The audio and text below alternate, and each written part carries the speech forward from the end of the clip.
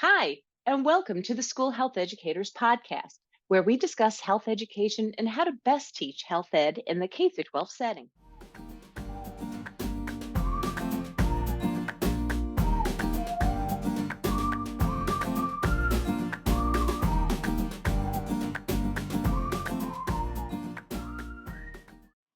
Hi, welcome to the School Health Educators Podcast. I'm your host, Lori Reichel, and today's episode is focusing on how to ensure a safe and positive environment in the classroom. To help talk about this, I invited somebody I met some years ago, and her name is Deb Tackmann. Those of you listening in, if you've been in the field for as long as I have, or even a little bit less than I have, you know this name. She is nationally recognized. She is a superstar. And when I first met her was when New York State had a conference in July. I think it was sponsored through ASHA, the American School Health Association, and she was the main person leading it for, I think, 2 full days.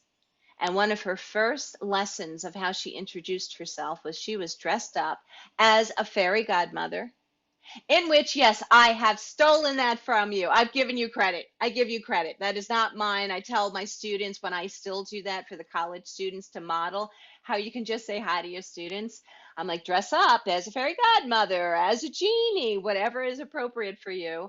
I remember that. And I also remember just how you were able to get our interest as school health educators. You just maintained our interest for the whole entire time. And I'm going to admit, I sometimes go to a conference and I get bored very easily because I'm not being inspired. I'm not being taught more. You didn't do that to me at all. So, Deb, it was so much fun to meet you then. I even got a copy of your book. Deb, would you please say hi? Yes. Oh my gosh. I used that fairy outfit popping out of a closet. Kids didn't know who I was, where I was. And I actually did it at a commencement ceremony at a university. And Wow. you're right. And it's so important to get the attention of your audience and to keep it, especially in the world that we have with social media and phones and, all that stuff. So, oh my goodness, that's funny. That's what you remembered. And the book was called Outrageous Teaching Techniques Yes. way back in the day. And I was asked to put all those lessons together because people thought they were good. And I think Yeah. that's one thing we need to do more of as health educators is to share what we know works with kids, because sometimes the only thing that we share is a parking lot, and then we go back into our car at the end of the day. So not only safe and positive environments to help kids learn and engage them, but then share what you know works, because it might work beautifully for somebody else, or they could tweak it and make it better for both of you. Yes. Can you tell us some of your teaching background, like where you taught and also the awards that you've won over the years? Oh, good Lord. Um, I, not like a lot of people, I had no intentions of being a teacher. My dad was a physician, my mother was an English teacher, and I just, to be honest, wanted to be barefoot pregnant, live in a trailer court with my boyfriend. And when I was 18, my dad brought in a huge trunk and said, pack this. And he drove me out to the University of South Dakota, where they were from, and dropped me off with a check, not a lot of money, and said, if you're lucky, I'll see you in December. And the saying, if she thinks she can do it, or she dreams she can do it, she'll do it. Right. I just jumped into physical education, coaching, health education. Keep in mind, this was right when Title IX just started. Hmm. So there were no female coaches, no females anywhere in this field, no standards, no nothing. And if she thinks she could, she did. And so I did. And I actually competed at the college level of sports when there wasn't any. So my first job was in Minnesota, a little town, and they added the health component to it. Now I was mostly FIED, although I had a degree in coaching and adaptive and health.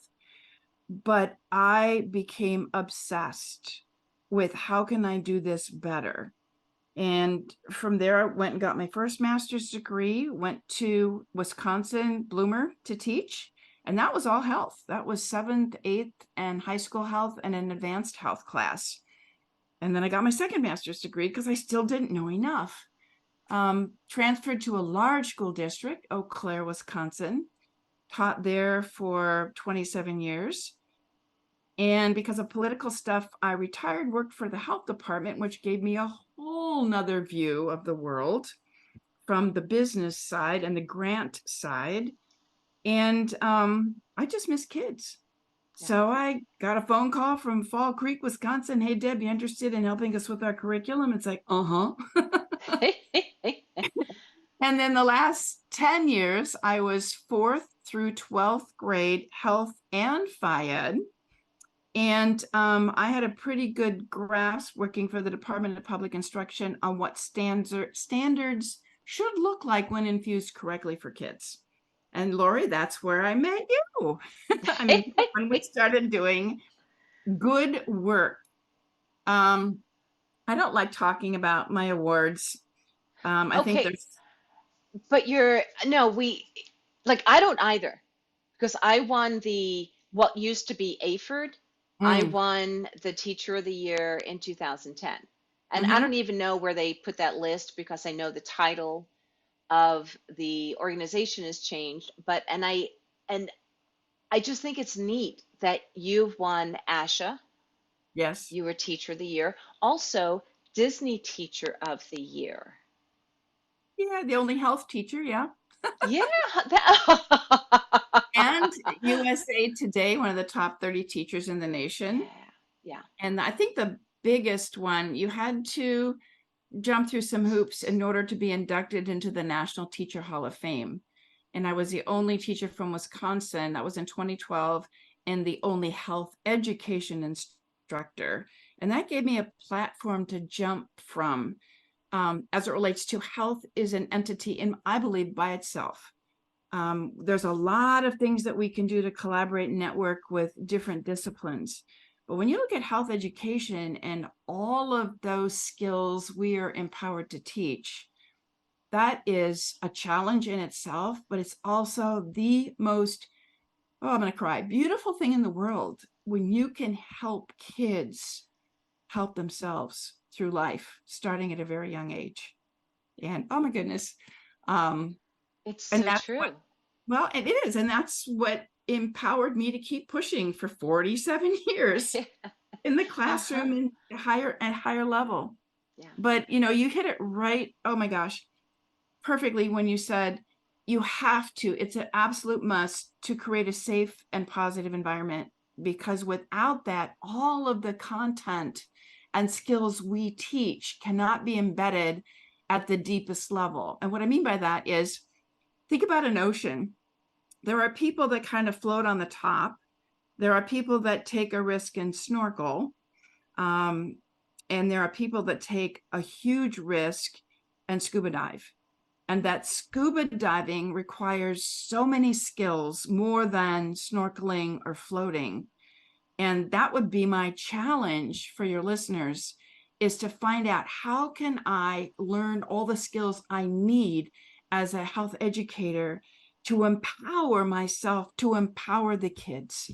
And that in of itself is the best award or reward anyone could ever ask for. I totally agree. Uh, I want people to understand that, just because a person gets tenured, just because they might get one degree, that their learning is not done. It Exactly. doesn't, I don't want people to be in a field where they've kind of like given up, or, well, I have a paycheck, or teaching health, and then they really want to coach. It's like, can you please give that position to someone who's passionate, like what you said? And Deb referenced to when we did some work together in Wisconsin. So I met Deb over 20 years ago at that conference in New York. And then when I was working in Wisconsin, and wonderful Eileen Hare was working at the Department of Public Instruction, she got me into working with the current health educators in the state of Wisconsin and to help them with skill-based instruction. And Deb was one of those people, so we got reconnected, and then I continued with, I know somebody replaced Eileen's in her position, and we got reconnected. So Deb and I have this interesting history where we'd see each other or kind of come into each other's lives, and that passion, she still has that passion, I still have that passion. It's when we really do what's great for the young people, it touches our hearts. I mean, because but that's why we're doing it. To me, like, I love these young people. I want to see future generations be as healthy as possible. It's interesting you say that, Lori, because I will go into the dollar store or Dollar Tree or whatever. I can't shut my brain off of how can I I use know. that I or know. and create an environment of, my bubbles and my wand and all. I mean, I have a closet full of things that I use to engage kids. You Hmm. can call it whatever you want, a bell ring or whatever. But I think what you're trying to build is trust, respect, honesty, and challenge the kids to have courage to look beyond the surface of the water and to go into their Yes, lives deeper. And if you can do that, I think they will find an incredible value for the skills that you are trying to help them learn and apply, not only in whatever grade they're in health education, but in life. But in totally life, agree. oh my gosh. So, how can health educators ensure a safe and positive environment in the classroom? So, we want to teach, as updated as possible.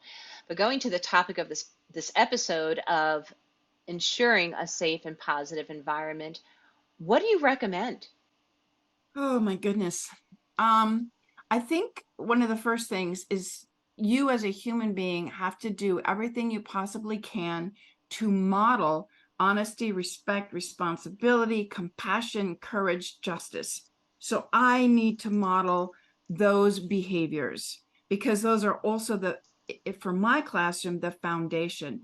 Matter of fact, all of my kids and parents have to have a conversation, and then they have to define what exactly do they think honesty is.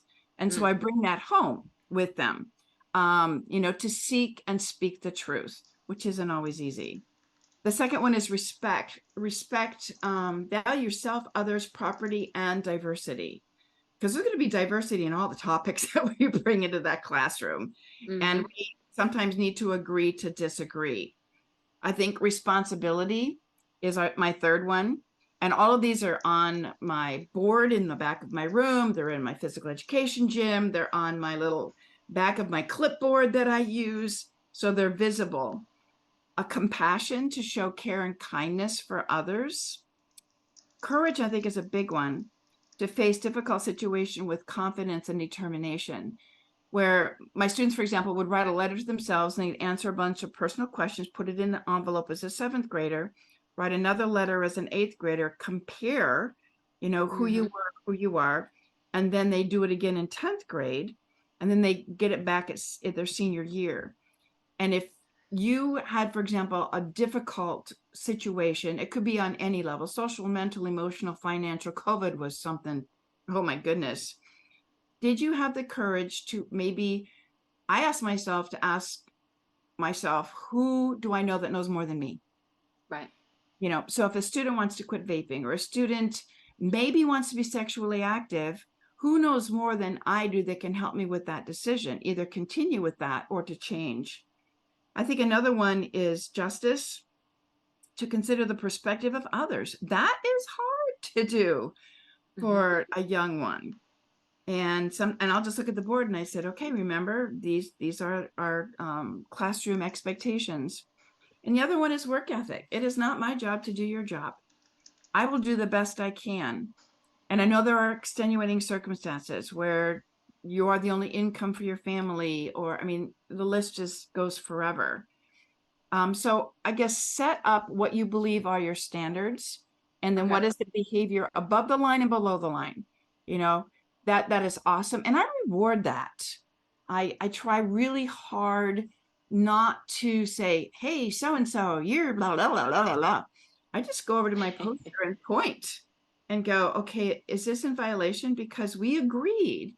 Now it's funny. I think, Lori, we talked sometimes the teacher might ask the kids to come up with the expectations. Mm-hmm. But in my 40 plus years of teaching all age levels, for the most part, they come up with those same ones. Yeah. But we do have to agree on them. And that was one of the first things that you did when we worked with you as a cadre in health Mm-hmm. education. So Yep. it's kids and adults. You did that workshop. I do remember you had the norms or expectations, and I love that because I was doing that in my middle school position that I had. And I thought it was so important that I even put them up. And at times, well, I would put them up on the wall. I'd have each one have like a different color piece of paper. And I even had something like "You are enough." That was one of mine. And I shared this with college students recently, and one of them said, I had a teacher that used that "you are enough," and I love that. And I said, yeah, you are enough. You don't need to do anything like impress me in any other way because of who you are. There's a purpose for you on this planet. And it doesn't matter what kind of shoes you're wearing. I don't care if you have the coolest shirt on, last week's Walmart special. I don't care because it's about you. Your stuff outside of you doesn't tell me who you are. It's what's inside. And so I'm hearing you do the same thing where you have things written down and then they're put on the wall. And so it can be easily referred to. Correct. Okay. And if somebody that's listening in hasn't done that already in their health class, then they can be like, you know what? Let's go back to that. Let's like, we got to know each other. It's now September, whatever it is. Let's go over some norms or expectations in this classroom. And that can include like some of the things that you had said. Yes. I think another thing that I do is I layer. So even though, I mean, good Lord, think about the first week or so of class. All your teachers are telling you what you're supposed to do. Da, da, da, da. Yeah, Yes. it's nuts. So that's why I jump out of the closet in my fairy costume. That's why I do, I mean, in my district, my last school district, because it was a small district, we did a getting to know you on the first day. And Yep. then we did a scavenger hunt. Okay, so how many file cabinets are in this room? How many kids have black tennis shoes on? And just to get them up and moving, as we know that's important because they can't sit still. But we do a kid bingo. How many of you have a nose ring? How many of you, just to start that relationship building. Yep. And I'll tell you, each class I've taught in health, especially my middle school or my high school classes, each class has its own personality. Yes. And each class, because it has a personality, like I have 3 children, they're all very different from the same genetic background. Those personalities I like to complement and work with. And if you have Hmm. no idea what that personality is in your classroom, I don't care if you have the most amazing lesson in the whole wide world. If you haven't established that climate, that Yes. relationship, it's going to go down the tube faster than anything. Yeah. Wow.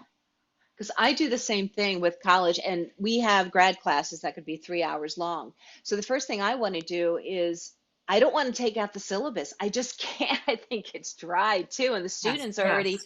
like they come in and okay, this is like the third, fourth time, whatever, depending upon the amount of classes they've taken, uh, and what they're studying and all. But I say, okay, we got to do like a get to know you activity. And we do something. And if I sometimes have a grad student that is in another class of mine, so I have to then change it. And I'm cool with that.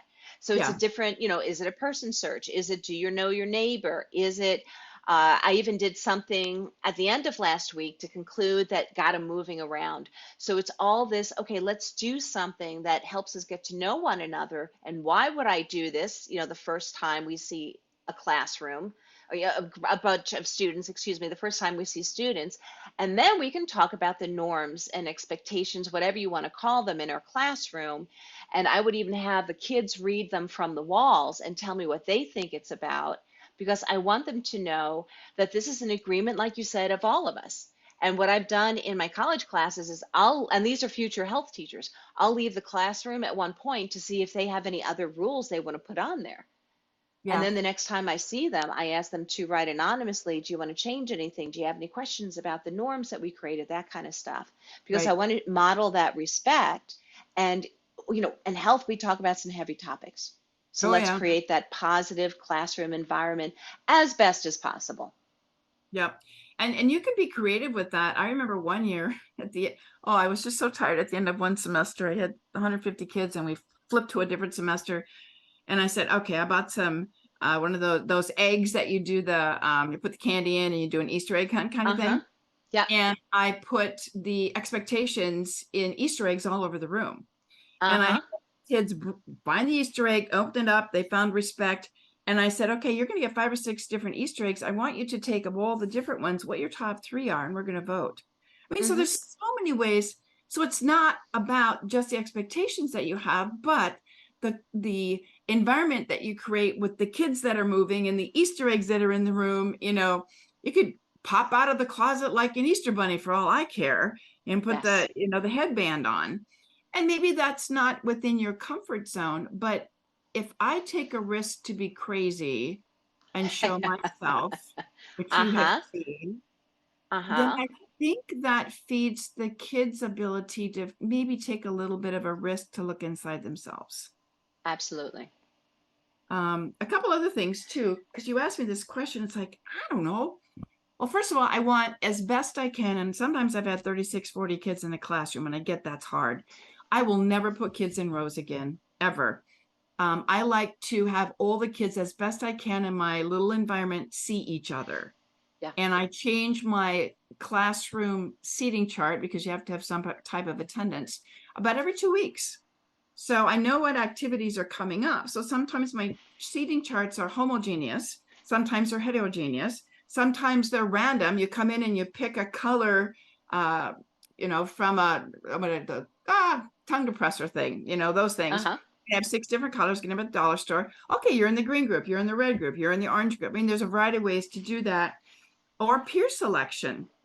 But if we're going to do a project that I know is important for heterogeneous pairing, I purposely create my seating chart. I will never let the kids choose all the time where they sit because that becomes too comfortable. Yep. And what we talk about in health education can be very uncomfortable.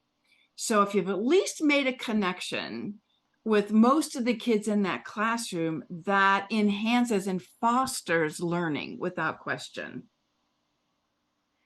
This is great because you're spewing all of these great ideas for people because some people are still same row, same spot, that kind of stuff. And you have the ability to move. I do know sometimes you are like a push in where you have somebody quote unquote else's classroom and they don't want you to leave things in disarray, or you have to put the desks exactly where they are. So I understand that comes up. But to have creativity, to like what you said, sometimes people can pick their own groups, but then like I sometimes have them pull out like the animals, and it's 6 different animals, and they have to Mm. find their groups by making the animal sounds. Yep, yep. And so they go, moo, moo, and they find each other and stuff, and we laugh. And then I say, okay, where's the cow group? How do I know? Make the sound, and they all have to go moo, that kind of thing. Yeah. So I love the creativity. I was thinking the other thing, and you have to ask permission because some kids have some health issues.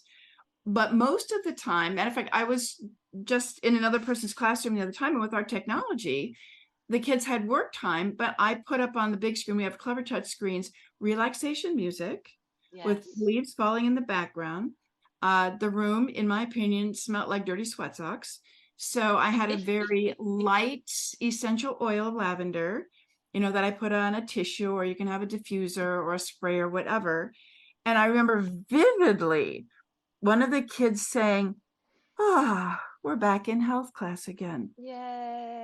Just Yay. because they could walk in and they could feel their stress and anxiety leave at the classroom door when they came in. And I just think that is so important. And I think if anything you take out of this, and sometimes it's hard, I get it, because you've got 400 million balls that you're trying to keep in the air at the same time with all the variables in your room and your lesson and blah, blah, blah. But what I found is I make a point to make sure that every child, regardless of age, is seen and valued and heard. Because a lot of kids I know at home are invisible. And oh my gosh, I would say that would probably be one of the most important things with a safe and positive environment, besides the rules, the expectations, the fun things, blah, blah, blah, is to make god dang sure that every child is seen by you and valued by you. Like I was at Walmart or Target or something the other day, and a person was in front of me, and she turned around and she goes, "You were my health teacher in high school." And okay, we change a little bit over the years. And I go, the face I could recognize. But I said, "When did you graduate?" She said, 1992. And I remember your classroom and I remember you. And so for me, if you can create an environment that is conducive to valuing everybody's opinion, and I like, you are enough, but they need to feel that, not see Yep. it on a poster Mm-hmm. daily. And you're going to Yep. have controversies. I mean, good Lord, just, okay, I'm going to throw it out there. Look at the Roe versus Wade stuff going on. I mean, Mm-hmm. holy moly, that's topics that might come into your classroom, whether it's curriculum or not, it's going to get there. Or alcoholism, or, I mean, the list is forever that can be controversial. But if I'm valued, and even if I don't say anything, if I intrinsically start challenging myself, and then I walk out of your classroom, that's huge. Yes. So all the little things that we can do, and it's layered. It's not just, I think of, you asked me to talk about, safe and positive environments. I'm thinking it's like a 27 layered salad every time I Absolutely. teach. How Mm-hmm. do I take that apart? But what I can tell the people out there is, if you're asked, let's say I'm asked to teach an algebra 2 class, and they're not my kids, it's not my environment, but for whatever reason I need to teach that today because the teacher's gone or whatever. If I bring all of those pieces into that classroom, honesty, respect, and making sure the kids are valued and all of that, it really doesn't matter what I'm teaching, Right. because the kids are going to be a sponge and they're going to be thirsty to learn. You're reminding me, Deb, of so many people through Facebook, so many people that I've reconnected with that were my students that did note that our health class, had the most positive environment. And I actually, when you were talking, I had tears in my eyes at one part, because I remember kids, particularly in middle school, that they were being picked on in other classes, not in our classroom. And it was just, and it's just that, let's have, these expectations, let's uphold them, let's hold me accountable. And I don't know if you ever heard of this norm is one put down equals two put ups. Yes. I learned that in Project Adventure, and I would use that. I even use that in college classes. Yet, when in the K through 12 setting, I would use that. And because I know sometimes, like, first of all, people don't always understand that they can push. They might say something they heard on like a TV show like Modern Family, which is actually an insult to a lot of people. You know, Yep. teasing, we have to define what teasing is. Joking and teasing and bullying, three very different things, a different intent there. Yet when somebody, and it would be like making a little comment to appear, and I would hold them accountable, like, oh, ouch, I need you to provide two put-ups. And we can do it here, we can do it in writing after school. I'd give them options and stuff. And that rule in itself, I know some people might not like it, but it's helping young people to go, wait a minute, I didn't realize I hurt your feelings and I need to be held accountable. Yeah. That's the one put down equals two put ups. And I remember one student in particular that had written a letter to me years and years later saying that rule saved her, like in this class, because she was picked on. And I would read body language and I'd be like, what's going on here? And not in front of, the whole class. But, and then sometimes I would do this class, it's like you're acting, and I would say something silly and they'd be like, two put ups. And I'd be like, okay. And I could do two put ups for every single student. And that's interesting because I had this conversation with my high school kids the other day. I said, just in the very beginning, I said, what's the difference between making an apology and making an amends? Mm, An apology, hopefully sincere, would be I'm sorry. An amends is I'm sorry, and this is the behavior I'm choosing to change. yep. So with an amends, I'm learning and then correcting. And so all of those things, you can just infuse them, teachable moments, whatever you want to call them. But we, right or wrong, this is my opinion, need to model that as best as we can. And you're right. It'll smack us in the face because it's same with me. I would say, oh my Lord, I just did that wrong. Miss Tackmann, you need 2 push-ups.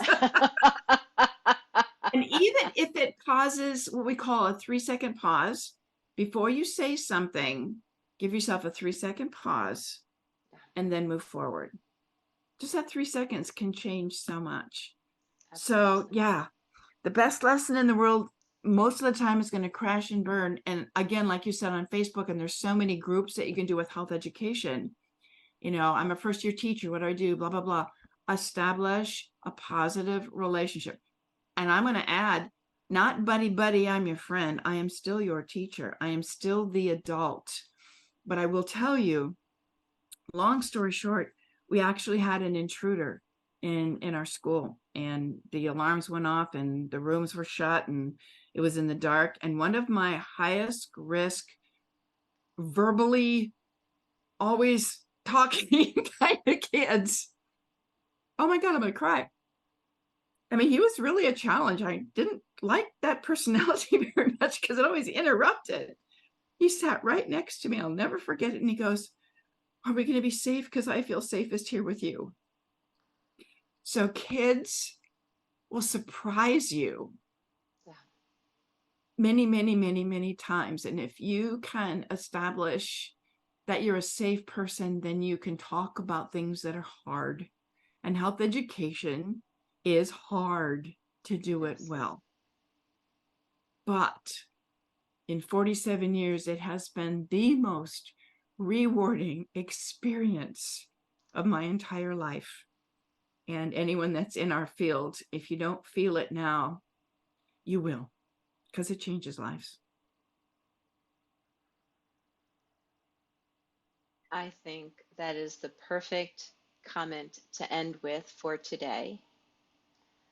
Uh, I just feel you in my heart, like you have the passion, I have the passion. So many people listening, they're going to be inspired, and thank you.